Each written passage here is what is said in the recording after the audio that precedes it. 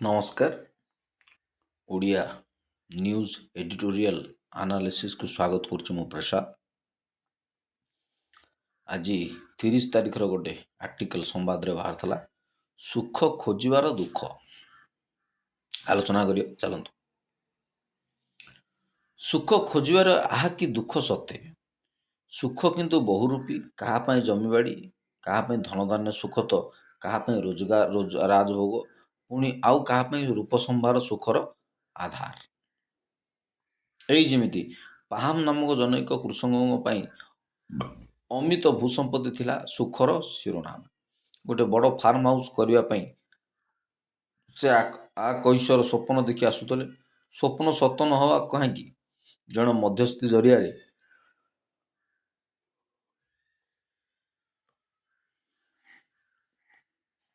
ବିଶାଳ ଭୂଖଣ୍ଡର ସନ୍ଧାନ ମିଳିଲା ସେଇ ଭଦ୍ରଲୋକଙ୍କୁ। ଭୂମଧ୍ୟକାରୀଙ୍କ ସହିତ ତାଙ୍କର ଭେଟ ହେଲା ମଧ୍ୟ। ପାହମ ଆଶ୍ଚର୍ଯ୍ୟ ହେଲେ ଅନୁଚ୍ଚ ପାହାଡ଼ରୁ ଅଦୂର ଦିଗ୍ବଳ ବ୍ୟାପ୍ତ ମସୃଣ ମନ୍ଧୁର ଜମି ଦେଖି। କାହା ପାଇଁ କି ପ୍ରକାର ସୁଖ, କାହା ପାଇଁ ରୂପ ସମ୍ଭାର ସୁଖ, କାହା ପାଇଁ ଧନ ଜମିବାଡ଼ି ଧନଧାନ୍ୟ ସୁଖ, କାହା ପାଇଁ ଟଙ୍କା ପଇସା ସୁଖ। ତେବେ ସେଇ ଯେମିତି ଉଦାହରଣ ରାଜଭୋଗ, କାହା ପାଇଁ ରୂପ ସମ୍ଭାର, କାହା ପାଇଁ କେଉଁଟା ସୁଖ। ଏ ନିଜକୁ ସଜେଇ ହେବାରେ, ବସ୍ତ୍ର ଅଳଙ୍କାରିକ ରୂପ ଢୌକନ ପିନ୍ଧିକିରି କାହାକୁ କେଉଁ ପ୍ରକାର କେଉଁ ଜିନିଷ କରିବାର ସୁଖ। କିଏ ତ ସଦା ସର୍ବଦା ଜମି ବାଡ଼ି ଧନ ସମ୍ପତ୍ତି, ଘର ଦ୍ୱାର ଗାଡ଼ି ଘୋଡ଼ା, ମୋବାଇଲ ଟେଲିଫୋନ କାର୍, ବିଭିନ୍ନ ଯନ୍ତ୍ରପାତି ସଉକ, କାହାର କେମିତି ସୁଖର ସଉକ ଥାଏ। ହେଲେ ପାହାମ ନାମକ ଜନୈକ କୃଷକଙ୍କ ପାଇଁ ଅମିତ ଭୂସମ୍ପତ୍ତି ଥିଲା ସୁଖର ଶିରୋନାମ। ଅନେକ ଭୂସମ୍ପତ୍ତି, ଗୋଟିଏ ବଡ଼ ଫାର୍ମ ହାଉସ୍ କରିବା ପାଇଁ ସେ ଅକୈଶୋର ସ୍ୱପ୍ନ ଦେଖି ଆସୁଥିଲେ। ମାନେ କିଶୋରାବସ୍ଥାରୁ ସେ ସ୍ୱପ୍ନ ଦେଖି ଆସୁଥିଲେ, ମୁଁ କେମିତି ଗୋଟେ ବଡ଼ ଫାର୍ମ ହାଉସ୍ଟେ କରିବି। ସ୍ୱପ୍ନ ସତ ନ ହେବ କାହିଁକି, ସତ ନିଶ୍ଚୟ ହେବ। ଜଣେ ମଧ୍ୟସ୍ଥି ଜରିଆରେ ବିଶାଳ ଭୂଖଣ୍ଡର ସନ୍ଧାନ ମିଳିଲା ସେଇ ଭଦ୍ରଲୋକଙ୍କୁ। ଭୂମଧ୍ୟକାରୀଙ୍କ ସହିତ ତାଙ୍କର ଭେଟ ହେଲା ମଧ୍ୟ। ପାହାମ ଆଶ୍ଚର୍ଯ୍ୟ ହେଲେ ଅନୁଚ୍ଚ ପାହାଡ଼ର ଅଦୂର ଦିଗ୍ବଳ ମାଲିକଙ୍କ ଉତ୍ତର ବିଚଳିତ କଲା ପାହାମକୁ। ଦିନକର ମୂଲ୍ୟ ସହସ୍ର ମୁଦ୍ରା। ଜମି କ'ଣ ଦିନରେ ମପାଯାଏ? ପାହାମଙ୍କ ଏମନ୍ତ ପ୍ରଶ୍ନର ଉତ୍ତର ଥିଲା ଜମି ମାଲିକଙ୍କ ରହସ୍ୟମୟ ସ୍ମିତ ହାସ୍ୟ। ସକାଳୁ ଗୋଟେ ନିର୍ଦ୍ଦିଷ୍ଟ ସ୍ଥାନ ଯାତ୍ରା ଆରମ୍ଭ କରି ସୂର୍ଯ୍ୟାସ୍ତ ପୂର୍ବରୁ ସେ ସ୍ଥାନକୁ ଫେରି ଆସିବା ମଧ୍ୟରେ ଚିହ୍ନିତ ଜମିତକ ହେବ ତୁମର, କହିଲେ ଭୂମଧ୍ୟକାରୀ। ସକାଳୁ ଉଠିବ, ଚାଲି ଚାଲି ଯିବ, ପୁଣି ସନ୍ଧ୍ୟା ସୁଦ୍ଧା ଫେରି ଆସିବ। ଯେତିକି ଜମି ତମେ କ୍ରସ୍ କରିବ ବା ଅତିକ୍ରାନ୍ତ କରିବ ଯିବା ଆସିବା କରିକିରି, ସେତିକି ଜମି ତୁମର ହେବ। ପୁଲକିତ ପାହାମକୁ ରାତିସାରା କ'ଣ ନିଦ ହୁଅନ୍ତା? ତହିଁ ପରଦିନ ବଡ଼ି ଭୋରୁ ନିଜ ଭୃତ୍ୟଦତ୍ତ କୋଦାଳ ଧରି ଚାଲିବା ନ ଚାଲିବା ନୁହେଁ, ଦୌଡ଼ିବା ଆରମ୍ଭ କରିଦେଲେ ପାହାମ। ମଧ୍ୟେ ମଧ୍ୟେ କୋଦାଳ ଚିହ୍ନରେ ଚୋଟିରେ ଚିହ୍ନ ଅଙ୍କନ କରିବାକୁ ସେ ଭୁଲିଲେ ନାହିଁ। ସୂର୍ଯ୍ୟ ମୁଣ୍ଡ ଉପରେ ହେଲା ବେଳକୁ ପାହାମଙ୍କ ସର୍ବାଙ୍ଗ ସ୍ୱେଦସିକ୍ତ ହୋଇସାରିଥିଲା। ତାଙ୍କ ବୋଲ ମାନୁଥିଲେ ନିଜ ପାଦ ଯୋଡ଼ିକ। ପାହାମଙ୍କର କିନ୍ତୁ ସେଥିପ୍ରତି ଭ୍ରୂକ୍ଷେପ ନଥିଲା। କୋଦାଳଟା ଧରି ସେ ଦୌଡ଼ିଛନ୍ତି ସକାଳୁ ଉଠିକି, ଆଉ ଶୋଇବେ କ'ଣ? ଜମି ତ ଯେତିକି ଦୂର ଅତିକ୍ରାନ୍ତ କରିବେ ଚାଲିକିରି ଦୌଡ଼ିକିରି, ସେତିକି ତମ ଜମି ତାଙ୍କର ହବ। ମଝିସ୍ଥାନ ଆହୁରି ସୁନ୍ଦର ଦିଶୁଥିବାରୁ ସେ ଆହୁରି ଆଗକୁ ଦୌଡ଼ି ଚାଲିଲେ। ଖରା ମଉଳିବାକୁ ଲାଗିଲା ପରେ ସେ ଫେରିବା କଥା ଚିନ୍ତା କରି କ୍ଷିପ୍ର ବେଗରେ ବିପରୀତ ଦିଗରେ ଗତି କଲେ। ସୂର୍ଯ୍ୟ ଯେମିତି ତାଙ୍କ ସହିତ ପ୍ରତିଯୋଗିତା କଲେ। ସୂର୍ଯ୍ୟଙ୍କର ଗତି ଥିଲା କ୍ଷିପ୍ରତର। ଘନ ଘନ ନିଶ୍ୱାସ କପାଳରେ ହାତୁଡ଼ି ପ୍ରହାର ସମୟ ବ୍ୟଥା ସତ୍ତ୍ୱେ ଯାତ୍ରା ଆରମ୍ଭ କରିଥିବା ସ୍ଥାନ ନିକଟରେ ଆସି ପହଞ୍ଚିଲେ। ହଠାତ୍ ସୂର୍ଯ୍ୟ ଘଞ୍ଚ ଉହାଡ଼କୁ ଲମ୍ଫ ପ୍ରଦାନ କଲେ। ପହମ ବ୍ୟଥାଭରା ଚିତ୍କାର କରିବାଠାରୁ ଭୂମଧ୍ୟକାରୀଙ୍କ କର୍ମଚାରୀମାନେ ତାଙ୍କୁ ଉତ୍ସାହିତ କରି କହିଲେ, ସୂର୍ଯ୍ୟ ଅସ୍ତ ଯାଇନାହାନ୍ତି, କେତୋଟି ମାତ୍ର ଲମ୍ଫ ମଧ୍ୟରେ ନିର୍ଦ୍ଦିଷ୍ଟ ସ୍ଥାନରେ ପହଞ୍ଚିବା ସମ୍ଭବ।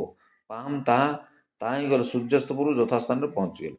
କଟା ଗଛ ପରି ମୁହଁ ମାଡ଼ି ପଡ଼ିଥିବା ପାହମକୁ ତାଙ୍କ ଆତ୍ମୀୟ ଭୃତ୍ୟଟି ଧୀରେ ଧୀରେ ଉଠାଇଲା ବେଳକୁ ପାହମଙ୍କ ମୁହଁରୁ ରକ୍ତର ଝରଣା ଛୁଟୁଥିଲା। ପ୍ରାଣ ନଥିଲା ତାଙ୍କ ପିଣ୍ଡରେ।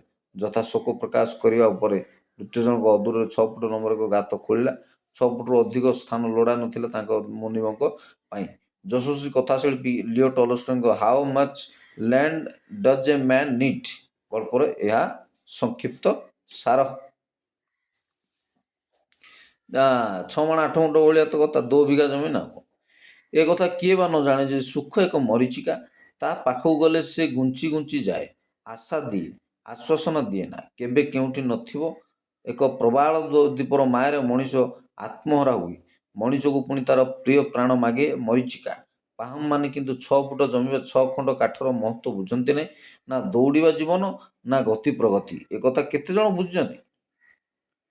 ତେବେ ସ୍ଥାଣୁତ୍ୱ ମଧ୍ୟ ଜୀବନ ନୁହେଁ। ଗତି ନାହିଁ ତ ସ୍ଥିତି କାହିଁ? କର୍ମ ମୋହର ନିଜ ଗୁରୁ, ଉଦ୍ଧବ ତୁ କେତେ ପଚାରୁ ବୋଲି ଉପଦେଶ ସ୍ଥଳରେ କୁହାଯାଇଛି ଭାରତୀୟ ପୁରାଣ ଶାସ୍ତ୍ରରେ। ଯଶ ଲଭସ୍ସୁ ଭୋକ୍ଷ୍ୟସେ ମହିମ୍ ଆଦି ଗୀତାବାଣୀ ଜୀବନରେ ଦୌଡ଼ିବାକୁ ପ୍ରଚୋଦିତ କରେ। ପାର୍ଥିବ ସୁଖକୁ କେବେ କେଉଁଠି କ'ଣ ଅନଦେଖା କରାଯାଇଛି? ପାଶ୍ଚାତ୍ୟ ପଣ୍ଡିତ ଆରିଷ୍ଟଟଲଙ୍କ ମତରେ ସୁଖରେ ରହିବା ମଣିଷର ପ୍ରବୃତ୍ତି ଏବଂ ସେହି ପ୍ରବୃତ୍ତି ରାଷ୍ଟ୍ର ମାଧ୍ୟମରେ ଚରିତାର୍ଥ ହୁଏ। ସୁଖ କାଳେ କାଳେ ମଣିଷର କାମ୍ୟ। ସେହି ଆନ୍ତରିକ ଅଭିପ୍ସାରୁ ମଣିଷ ମୁକ୍ତ ହେବା ପାଇଁ କ'ଣ କ'ଣ ଦୁର୍ଲଭ ଜୀବନ ଲାଭ କରିଛି ନା କିନ୍ତୁ ସୁଖ ନୁହେଁ। ସୁଖର ଅତନ୍ତ୍ର ଅନ୍ୱେଷଣ ଦୁଃଖର କାରଣ। ଅତି ଲୋଭର ମୂଳର ନାଶ। ଲୋଭୀ ଆୟୁଷ ନଷ୍ଟ କରେ ବୋଲି ଲେଖା ହେଇଛି। ବାଇବେଲ ଗୋଟେ କଥା ଲେଖା ହେଇଛି, ଯେଉଁମାନେ ଲୋଭ କରନ୍ତି ସେମାନଙ୍କର ଆୟୁଷ କମିଯାଏ। ଆୟୁ ପୁସ୍ତକ ନା ଗୋଟେ ଲେଖା ହେଇଛି, ଯେଉଁମାନେ ଲୋଭ କରନ୍ତି ଅତ୍ୟଧିକ ଲୋଭୀ ସେମାନଙ୍କର ଆୟୁଷ କମିଯାଏ। ତେଣୁ ଏ ଲୋକଟା ବି ଲୋଭ କଲା, ଜମି ବାଡ଼ି ଖଣ୍ଡିକେ ଲୋଭ କରିକି ଧାଇଁଲା, ଦୌଡ଼ିଲା, ଆଉ ଥରେ ରିଟର୍ନ ହେଲା ବେଳକୁ ଆଉ ସନ୍ଧ୍ୟା ପୂର୍ବରୁ ସୂର୍ଯ୍ୟାସ୍ତ ପୂର୍ବରୁ ପହଞ୍ଚିବା ଦରକାର ଥିଲା। ସେତି ଜମି ତାର ହେବ। ସିଏ ପୁରା ଗୋଟା ଦିନରେ 100 କିଲୋମିଟର ଚାଲିଯିବ ବୋଇଲା। ଆଉ ମରିବନି ଯାହା କିଛି, ଫେରି ଆଇଲା ବେଳକୁ ମରିବା କଥା ଏକା। ନା କିନ୍ତୁ ସୁଖ ନୁହେଁ। ସୁଖର ଅତନ୍ତ୍ର ଅନ୍ୱେଷଣ ଏ ଦୁଃଖର କାରଣ।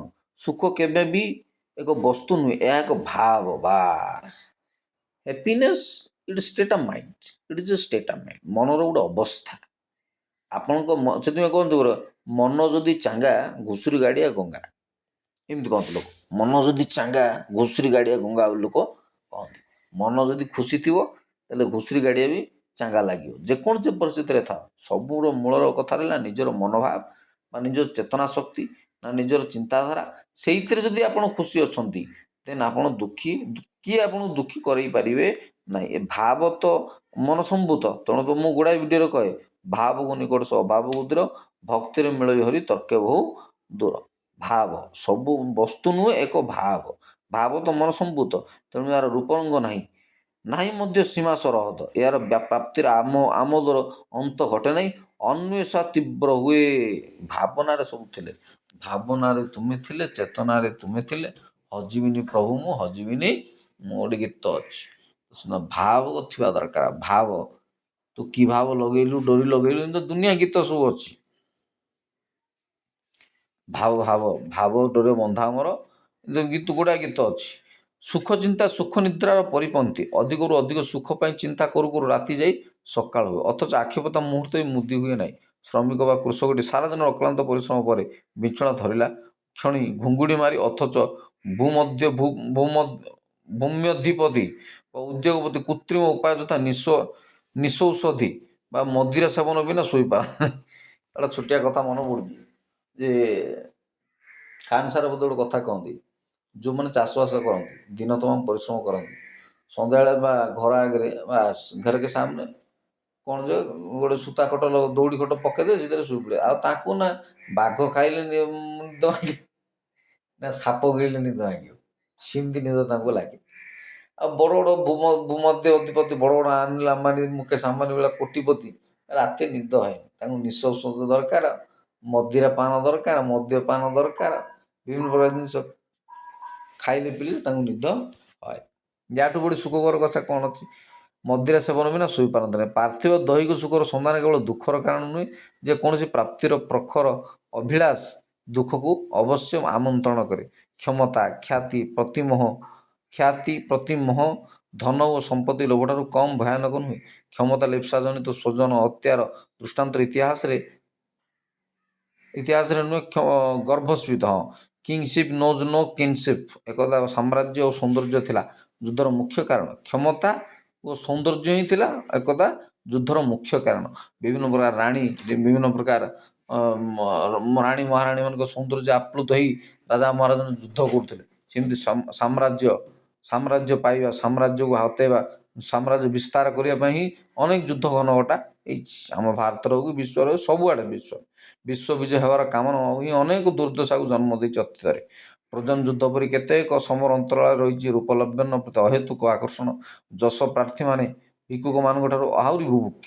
ରୂପଂ ଦେହି ଜୟଂ ଦେହି ଯଶ ଦେଇ ଦ୍ୱିଷା ଜହି। ଏହି ଯାଚନାର ମନ୍ତ୍ର ନୁହେଁ ତ ଆଉ କ'ଣ?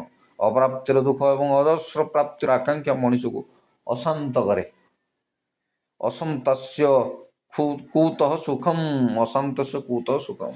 ତେଣୁ ବିଶ୍ୱ ଆଲେକ୍ସାଣ୍ଡର ନା କିଏ ଗୋଟେ କହିଲେ, ନେପୋଲିଅନ ବୋନାପାର୍ଟ, ବଡ଼ ବଡ଼ ରାଜା ମହାରାଜାମାନେ ମଧ୍ୟ କହିଯାଇଛନ୍ତି, ଭାଇ ଆମେ ଉଲ୍ଲଙ୍ଗ ହୋଇ ଆସିଥିଲୁ, ଉଲ୍ଲଙ୍ଗ ହୋଇ ଫେରିଯିବୁ। ତେଣୁ ସେ ଆଇ ପୁସ୍ତକରେ ଗୀତ ଆମର ବାଇବେଲ ଲେଖା ହେଇଛି, ମୁଁ ଉଲ୍ଲଙ୍ଗ ହୋଇ ଆସିଥିଲି, ଉଲ୍ଲଙ୍ଗ ହୋଇ ଚାଲିଯିବି। ପ୍ରଭୁ ତାଙ୍କର ସବୁ ଜମିବାଡ଼ି ନେଇଯାନ୍ତି, ଘର ଦ୍ୱାର, ଗାଈ ଗୋରୁ, ପୁଅ ଝିଅ ସମସ୍ତଙ୍କୁ ମାରିଦିଅନ୍ତି। ଉଷ ଦେଶର ଉରୁ ଦେଶର ଆଇବ ବୋଲି ଜଣେ ଲୋକ ଥିଲେ, ବାଇବେଲର କାହାଣୀ। ବା ଆଇବ ହେଉଛି ସବୁଠୁ ସର୍ବପୁରାତନ ଚାପ୍ଟର ବା ଅଧ୍ୟାୟ ବା ବହି ବାଇବେଲର ଅଛି। ସିଏ ମଧ୍ୟ ସେମିତି ଚାହିଁଲେ ମୋର କିଛି ଦରକାର ନାହିଁ, ସବୁ ନେଇଗଲେ ପ୍ରଭୁ, ସବୁ ନେଇଗଲେ। ସବୁ ନେଇକରି ପୁଣି 100 ଗୁଣ ଫେରାଇଲେ, 10 ଗୁଣ ଫେରାଇଲେ। ସେଭଳିଆ ସବୁ ନେଇଗଲେ, ଆଇବ ପୁସ୍ତକ ଆଇବର ସବୁ ନେଇଗଲେ।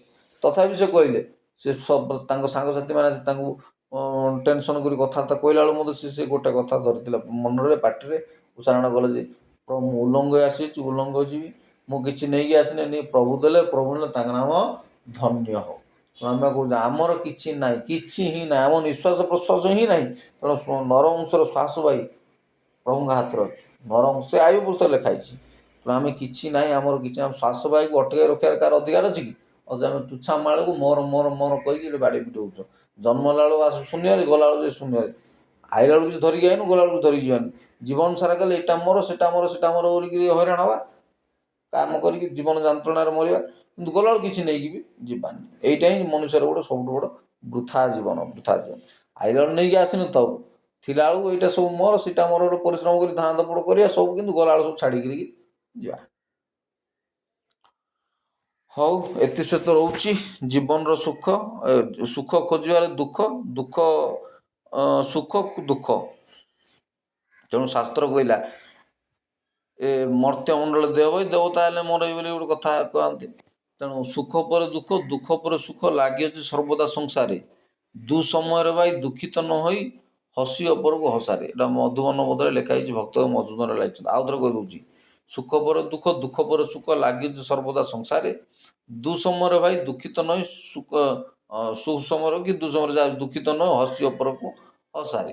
ଏହି କଥା ମଧ୍ୟ ସୋଲୋମନ ଲେଖିଲେ ଯେ ସୁଖ ପରେ ଦୁଃଖ, ଦୁଃଖ ପରେ ସୁଖ ସଂସାର ଉପରେ ରଖିଛନ୍ତି, ତାକି ମଣିଷ ଆଗକୁ କ'ଣ ହେବ କି ଯେମିତି ଜାଣି ନପାରେ, ଭବିଷ୍ୟତରେ କ'ଣ ହେବ କି ଜାଣି ନପାରେ। ତେଣୁ ସବୁ ଜିନିଷର ଗୋଟେ ସମୟ ଅଛି, ବୁଣିବାର, କାଟିବାର, କି ରାଁ କରିବାର, ଫୋପାଡ଼ିବାର, ଗୋଟେଇବାର, ବାନ୍ଧିବାର, କାଟିବାର, ସବୁ ଜିନିଷର ଗୋଟେ ସମୟ ଅଛି। ସମୟ ହିସାବରେ ହେବ, ଆମ ବାଡ଼ି ପିଟି ହେଲେ ହେବ ନାହିଁ। ହଉ, ଏତେ ରହୁଛି। ବହୁତ ଧନ୍ୟବାଦ।